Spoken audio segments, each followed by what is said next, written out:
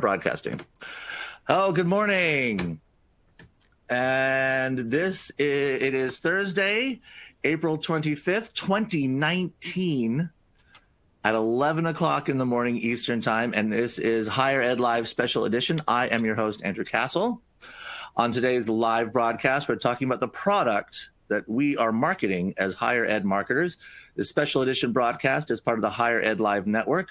All of our episodes offer you direct access to the best and brightest minds in education. Be a part of our live broadcast by sharing your knowledge. Participate in today's discussion by tweeting us using hashtag Higher Ed Live. And I can see we have some audience out there, so I hope they'll send some questions in our way. Higher Ed Live is produced by M. Stoner, a digital-first agency committed to tailored solutions that drive real results. All of our episodes are free and easy to access in the video archives at higheredlive.com. Or take Higher Ed Live with you on the go by subscribing to the podcast. Use my podcast voice for that. My guest today, go ahead and introduce yourself, Corey. We've been chatting so much, but I don't want to. You have a hyphened name, and sometimes that's I have multiple names. I'm one of those people with lots of names. My name is Corey Martin, how most people know me, by Corey Morell Martin. Other people know me, or just Corey Morell, or just Corey, or Dr. Martin. If I'm teaching you in a class, you could call me Dr. Martin. Otherwise, you can leave the doctor part off. Whatever. I'm not that bougie in higher ed. And you're a Corey with an IE. IE, yeah. And you work at Western Kentucky University, which has grown over the past 100 years. It started out as a small teaching college, and then it was a women's college, and then it slowly grew like so many of our institutions do. It absorbed some things and changed into something new. What does Western Kentucky University do now? What's your branded tag? Our branded tag right now is Climb With Us, and our historical tag is The Spirit Makes Master. And yes, we've been here since 1906. We are a 4-year public comprehensive. So WKU falls as the 3rd largest institution in the Commonwealth of Kentucky. But we're really close to urban areas, about an hour and a half south of Louisville, Kentucky, and an hour north of Nashville, Tennessee. So we pull a lot of students from all over the Southeast region. And like every school, you offer affordable education for anybody who may want it. You make sure that they are prepared for their future. You have great faculty members, a beautiful campus, modernized building, a wonderful student experience, all of the things that we all talk about at our schools. We have all the things, yeah. All the things. So today we're talking about... Don't forget Big Red. We're the only one who has Big Red. So okay, there you go. The big Red. And who do you report to? I report to, right now I report directly to the president. I report to the vice president of public affairs, which right now we don't actually have one of those. So we are in the market for one of those, or will be soon. So yeah, we're directly to the president. Or do you get to sit in do you get called to cabinet meetings and things like that? Are you part of that group? No. Do you have a voice on that table, I guess I should say? I do not. I don't, but fortunately I have a pretty autonomous environment. I get to do my thing, and as long as I'm making people happy and our team is making people happy, we just do our thing, and we do it well, I'd like to think. So, like, of course that's how I found you on the radar to talk to you about this thing, because I often think in the marketing job that I do, if you look at other marketing agencies and marketing people have jobs in marketing, they're selling shoes, they're selling clothing, tires, automobiles, dishwashers. They have they have a physical product that they could hold up and say, this is what I sell. Mm-hmm. What do we sell? What is our product as higher ed marketers, Corey? Oh, gosh. Well, so I've reflected a lot about this, and I was actually talking to my team about this today just to make sure that I was sort of on point with my answer to this. I feel like we are marketing opportunity to people, whether that's opportunity for growth, whether that's opportunity to be a part of a community, to engage in intellectual discourse, an opportunity to leave your hometown, an opportunity to advance professionally or financially. I think it might mean something different to lots of different people, but in the end, I think the product is opportunity. So I agree. Absolutely. What would you say if I posited to you that the product is success? Well, I think success is what you make it. Lots of people are going to go to college, but not everyone is going to succeed in college. But I don't think that's college's fault. I think that's up to the student, whether or not they take advantage of the opportunities presented in front of them. So it could be success if you choose to be successful with it. But I like to use the analogy with my students of this banana slicer that they sell on Amazon. It's this weird product, right? Banana slicer. But there's a market for it, right? People buy the banana slicer, people use the banana slicer, people even complain that the banana slicer doesn't work because it doesn't fit their banana, right? So, but there's lots of different types of bananas, right? So maybe it works for you or maybe it doesn't. But whether or not it works, is it the product's fault or is it the banana's fault? See what I'm saying? So like it could be, is it the student's fault that it doesn't work or is it the institution's fault that it doesn't work? So I think it really is up to the individual. I know it's a weird analogy, but it kind of works too. It's really up to the individual and everybody's different. So when you are selling something, when you're marketing an aspect of your institution, we're giving you the chance to be a student athlete. We're giving you the chance to be a scientist. And then what you do once you get here is up to you. But this is all of the different things. What's the most powerful thing of the opportunity that you offer the audiences that you market to? Oh, wow. I think I don't think there's any one most powerful opportunity. I think it's the elevation of skills, as I mentioned before, being a part of a community, to grow in life experience, to travel. We're not necessarily in a rural community, but a lot of our students are from rural communities, and this campus is the largest place they've ever been. And so the college experience can be intimidating for some young people. If we're talking about our traditional first year students. So it's kind of a big, bright and shiny world that they have available to them for the first time. And hopefully they make good choices and they connect with people while they're on campus and they're able to be successful, like you mentioned. For other people, maybe the opportunity is to be able to advance their success in a certain field, change careers, maybe if they're an adult learner. So I think it really does depend. But yeah, I really do feel like the opportunity itself boils down to the goals of the individual. But it's also, I think, the institution's responsibility to understand what those goals are. And the larger of an institution you are, the tougher that is to do. Fortunately here, one of the things our institution is known for is having smaller class sizes and being able to connect with students on a more personal level so that we not only know their name, but we understand what their goals are and how we can help them get there. Education is not one size fits all. When you're in meetings and marketing meetings, do you talk about this? Is that something you say like, hey, well, we're marketing opportunity. Let's focus on the opportunities we're providing either for students to come here and change their lives, to meet people, to be in a larger community, or opportunities for events that are happening on campus, if it's a campus event or an athletic event or a student support service. Like, do you talk about that very thing, the opportunity to access these programs? All of that. So we have a new strategic plan at our institution that sort of came along with our new president, our new administration that started being implemented about 2 years ago. And so we consider ourselves a student-centered applied research institution.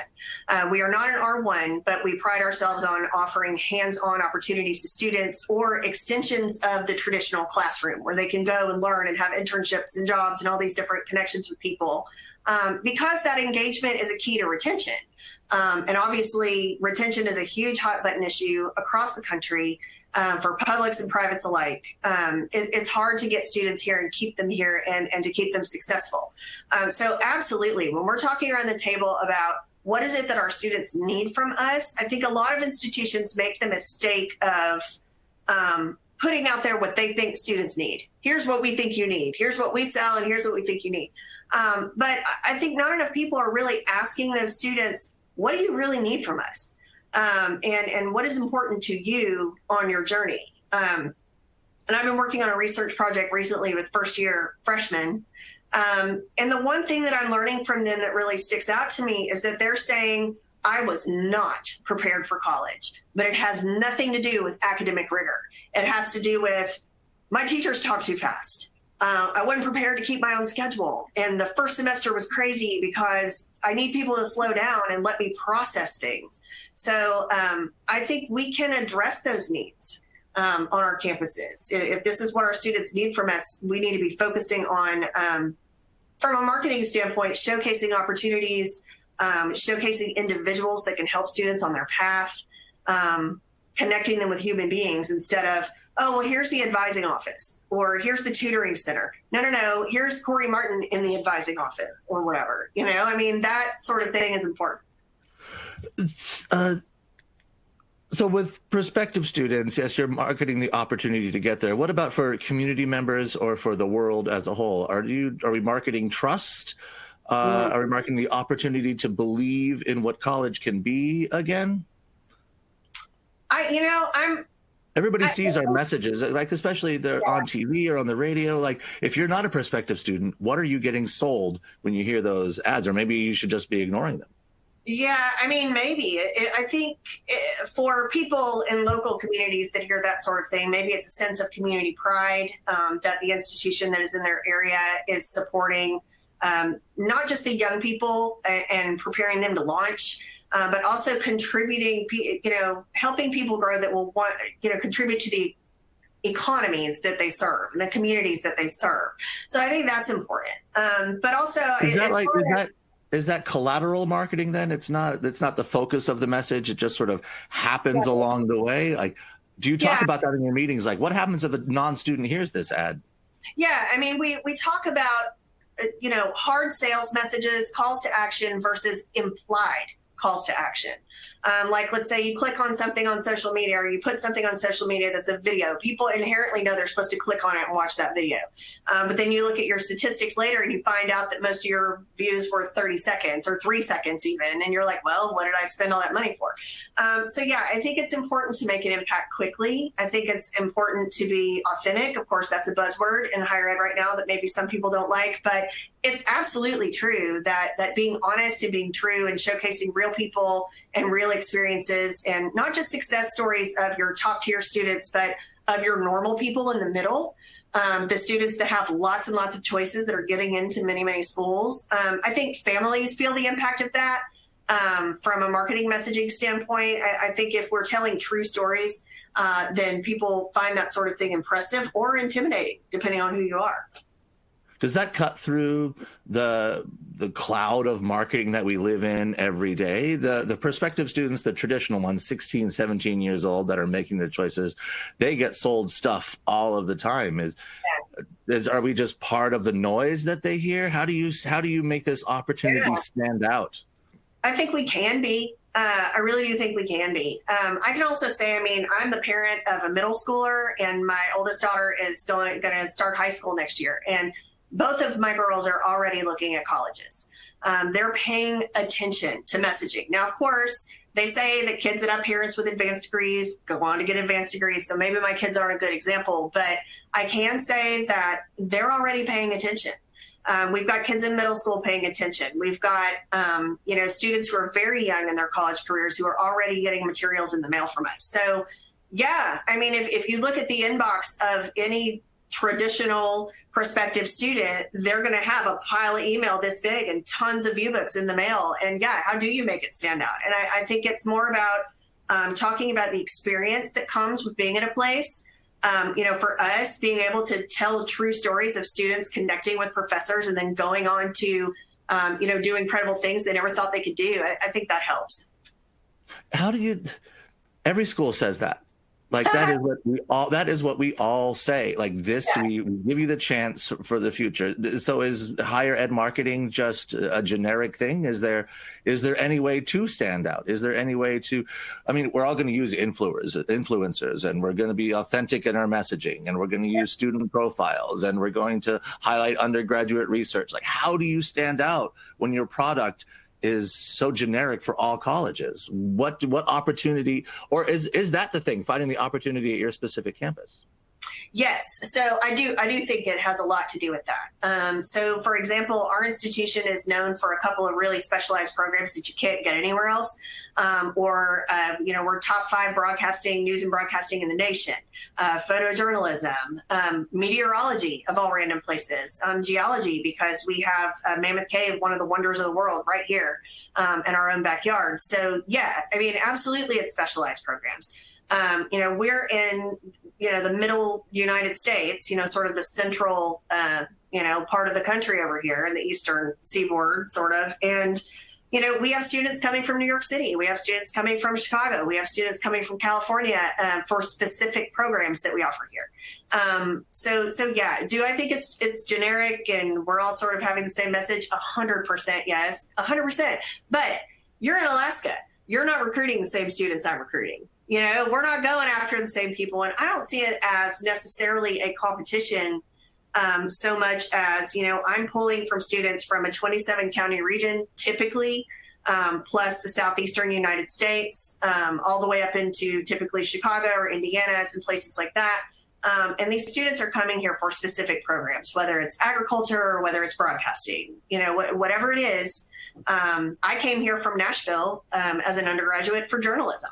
Because it was one of the top journalism schools in the country at the time, and still is. So, I do think that that's what brings people to certain institutions is what's in it for me, certainly. Is that the same thing as, so we offer all these things, we have the chance to do all these things, now the students have to decide. Does that come in the overall marketing thing as well? Like, here's all these different colleges, they offer all of these things, now you decide? No, yeah, I mean, I really do feel like, we have moved more toward, once we've got the students in the funnel, once they're in that recruitment funnel and they're going through the cycle, we definitely change our messaging per where they are in that cycle. However, I'm not just doing recruitment marketing. I'm doing retention marketing as well. So I'm institutional here. So I'm doing a little bit of everything. But our admissions folks have a very nice, comprehensive, and almost personalized communication plan that they're sending out to people based on what they want to do. Our admissions counselors are very high touch. And very, they're giving out their cell phone numbers for people to text them. And I think that's pretty normal. I have friends at enormous institutions across the country who are doing beautiful things with admissions work and reaching out to students and providing an almost customized experience based on what the students want. I kind of see that that's where we're heading. And I've sort of, had a prophecy that that's where we were going about a decade ago, and here we are.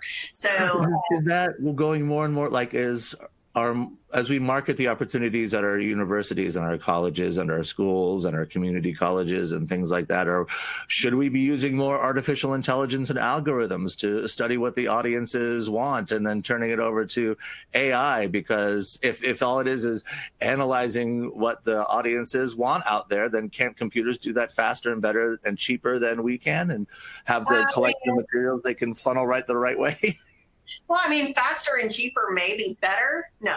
Yeah, you can never replace the human experience. You can never replace connecting with an individual. That's why what we do is essentially called relationship marketing, because you're building relationships with people, not just in the beginning. It's like, yeah, we want you to come here, but we also want you to succeed and stay.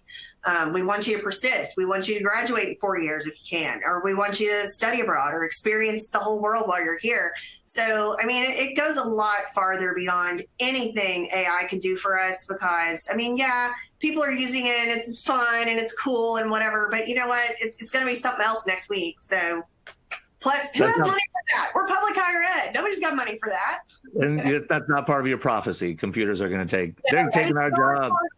I need that ball that Harry Potter has. It's not like what's the product for graduate students or for faculty members if you're trying to recruit them to bring them over? Wow. Okay. So for graduate students or any adult learner, really, I think, so the Social Security Administration, I'm going to throw you some data. The SSA says that a person with a master's degree earns $1 million more during their lifetime than somebody who does not have one. So is that something, if you think about the course of your lifetime, $1 million, I mean, that can make a huge impact, fiscally on a person's lifestyle, on their life, on supporting their families, or, being able to choose the career that they want in life. A lot of people are going straight into master's degrees now because the job market is so competitive and a master's degree is almost expected.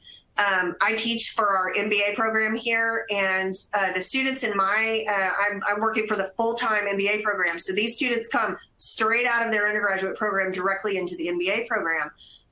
And it does give them a leg up, certainly, because our placement rates are really high, whether it's in professional school beyond MBA or a job placement, internship placement. It does give people a leg up, and there's no denying that. Depending on, what type of program you go. And again, what opportunities you take with that program. If the students take if they put in the time, if they put in the work, it's not just handed to them. Yeah, I think for a lot of people, a master's degree is just sort of like, well, I don't know what I want to do with my life, so I'm going to go get a master's degree. But why put yourself through borrowing more money or, marinating in school for another 2 years or more if you're not really going to make use of that? So, I don't advocate to my students to start immediately after they finish their undergrad until they've gone out in the workforce and experienced life a little bit to figure out what you want to do. Then go back and hone those skills so that you can go into leadership, so you can go into management, if you feel like you need it. Not everybody needs that yet. Is marketing a higher education career an investment? Is it like marketing a big house or a car? Like you're going to put money down that you are never going to see again. You're going to throw it into this thing, fees, books, all that sort of stuff. Are we marketing like an investment in the future, or is it just, we don't really talk about how, we also are all affordable, but Yeah, I mean, I've never really liked the word investment as a marketing buzzword, mainly because the financial aspect of higher education freaks people out. It really does. And so, yes, you are making an investment in your future, certainly. But, the way that I like to tell people about it is education is a gift that you can give yourself that no one can ever take away from you. Knowledge is certainly power. But I do think that, being able to contribute to our communities, our society, whatever, the world, as you mentioned, it extends further beyond just education. And you're hearing more and more that, our students are graduating, they're going out in the workforce, and people are saying they're uncoachable. All right, well, where are we missing the boat? And what else can we do to provide them with the social skills they need and, critical thinking and all that other stuff. So, I mean, it's not like marketing a washing machine. I can go online and buy a washing machine. If I'm going to go invest in a degree, I have to be an active participant. I have to show up in more ways than just physically showing up. I have to perform. I have to dedicate my time and my resources, particularly if you're an adult learner, you're dedicating time you don't have anyway to advance your skills in the workforce. So I don't think it's like, I would say that marketing one product X is pretty much the same marketing product Y. But in higher ed, you're asking somebody to come and give of themselves to receive something in return. Should we be more blatant about that sort of thing? Like, should we tell the prospective students when we're communicating, this is going to be hard, you're going to have to commit to this, this is, we're not handing you something, you need to really work. I don't really see that in a lot of marketing materials. Yeah, you should. I should share our latest marketing campaign with you. It's called Climb With Us. And we say the flat path is easier, certainly. But, making that climb is worth it in the end because, it's hard. Of course, it's a metaphor because our campus is on a huge hill. So there is a literal climb involved in coming to WKU. That's why nobody has the freshman 15 here. Nope, because of our big hill. But it's not easy, and I think it is important that students understand that. And in my research with these freshmen, I asked them, do you think college is easier than you thought it would be, or do you think it's harder? And they say, well, it's maybe about the same in some regard, but different. That there's more expected of me. It's my choice whether or not I show up. It's my choice whether or not I study or do well on my assignments. And if I have trouble with something, it's my responsibility to go connect with my professor to ask for help, or to go find a tutor or whatever. Like, nobody's going to come to you and give you these things. So yeah, we're absolutely 100% in our whole brand new institutional marketing campaign telling students, yeah, this is hard, but we're going to help you. And was that difficult to get buy-in from leadership and the other stakeholders? Be like, we're going to tell people it's hard. Or did they say, yes, absolutely? No, it actually came from the top. We presented several different options of things that we were thinking. We brought our entire team together and the admissions team together, and we had a big brainstorming day. And we said, okay, what do you think of when you think of the opportunity that you had here? I mean, I think it's helpful that most of us that work here in public affairs graduated from here, so it's easier for us to evangelize what the experience is like here. But it really wasn't hard to get buy-in on that at all. I think the tougher part has been, how do you represent that visually? How do you represent it where it makes an impact and where it has elements, as far as like design elements, photographs with an upward trajectory. We have visual elements with an upward trajectory to sort of, represent the campaign everywhere. So, but I do think it's important to be realistic with people. Students are savvy, whether they're new students or adult learners. They know when you're blowing smoke. They can see right through that stuff. So I think they absolutely know a transparent experience when they see one. Are we marketing to recruit faculty members? I don't know that we're doing a effective enough job of that. I don't know that we do that well. I'm not sure anybody really does that well unless you're like a very well-known institution, unless you have world-renowned faculty on your staff who are studying in a particular discipline, and faculty would have an opportunity to work with those people, research right with those people, or have exposure to those folks. I think it's more, for us, it might be a little more internal, more department specific. But I do know that's something we talk about a lot. Yeah, and then what are some of your ideas? Can you share, like, if you've had some thoughts about that? What should we? Is it the same thing? You have the opportunity to come here and learn from these students. You have the opportunity to work with these other faculty members, to work in our labs and our centers and our institutes. And yeah, should that be a focus of marketing, or should we just let that do its own thing? I do think it could be a focus of marketing. For us, for our institutional marketing, it's not necessarily something that we focused on. We've defined our audience as traditional first-time students and prospective students just in general. So it's not necessarily an institutional focus for us, but that doesn't mean it shouldn't be or it couldn't be. I think, definitely, the opportunities to go and experience and have publishing opportunities or, service opportunities at different institutions are important. I think a lot of faculty or even staff members in higher ed are used to bouncing from institution to institution. That's sort of part of our beast. But also, you need to like the community where you're going to go. I mean, you're potentially moving your life, your family, your home, to a place for a period of time, especially if you're seeking a tenure position, you're looking to stay there for a long period of time. So it extends farther, I think, to a quality of life. And that, I think, the entire community and the campus community contributes to that as well. What is not our product? Ooh, gosh, what is not our product? You mentioned success. I would say the guarantee of success is not our product. I can't guarantee you that you're going to come here and do well. I can guarantee you that we are going to provide you with all the tools that you need to be whatever it is you want to be, and to move on in life. But I cannot guarantee you success. Is that my first? I feel like I'm abandoning the students if I say that to them. Did you say that? I don't know that I would ever say that, but I don't think that you can promise. You just said it, and now I'm going to make a soundbite. Gary Martin says. I don't know. No, I mean, seriously though, I mean, it's how realistic is it for you to look at any student and say, you're going to be successful here? You can't guarantee that. You can say you have the opportunity to be successful here. You have the opportunity to do this, that, or the other. We will provide you with the tools you need. We will help you if you need help. We will provide guidance. We will give you faculty. We will give you classes. We will give you all these things that you need. But whether or not the student chooses, or some people just, college isn't for everybody. But I think if people have a clear vision of what they want to do and where they want to go in life, it can be, but you've got to have help. I mean, a lot of these young people they're used to mom and dad doing a lot of things for them. They're used to their hands being held or having somebody that they trust turn to. I think that's something that a lot of our incoming students, and through my research I've learned, is that, I need somebody to help me. So can you connect with me so I can keep coming to you over 4 years and you can help me?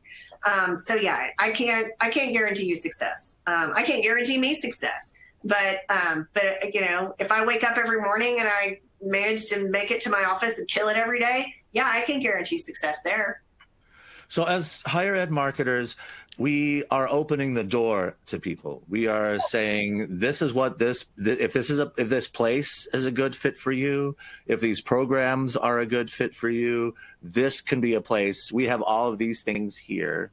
Yeah. Join us here at this school and then make the most of it yourself. We are giving you this foundation that you can flourish if you embrace the challenge yourself. Yeah, I mean, on the front end, yes, I think that's what most of us are telling people. But I do think we can't stop there. A lot of what we do in my office, from institutional outreach and our content plans and the things that we share on social and the types of news pieces that we're putting out, are aimed not just at prospective students, but at our students who are already here and at the audiences we've already built, because it's really important for us to be sure that they're having a good experience when they're here, or that they're getting what they need. If there's any student on this campus that is not getting what they need, then we're not doing our job, or they're not meant to be here. So I do think it is everyone's responsibility. Retention is everybody's responsibility. And so if we see a student struggling and we don't make an effort to help them, then I do think that's on us. Thank you, Corey. We could talk obviously all day about this. If anybody wants to tweet us, both Corey and I are on Twitter. You're on Twitter at Corey Martin. Is that right? That's it. And I am at Andrew B. Cal, so you use the hashtag Higher Ed Live. Corey, thanks. It's fascinating to talk to you about this. I had a bunch of other stuff, but that's cool. Thank you for taking some time, and we'll talk again soon. Thank you to the audience. Thanks, as always, to our program sponsor, Amstoner, and we'll talk again soon. Thanks, Corey. Thank you.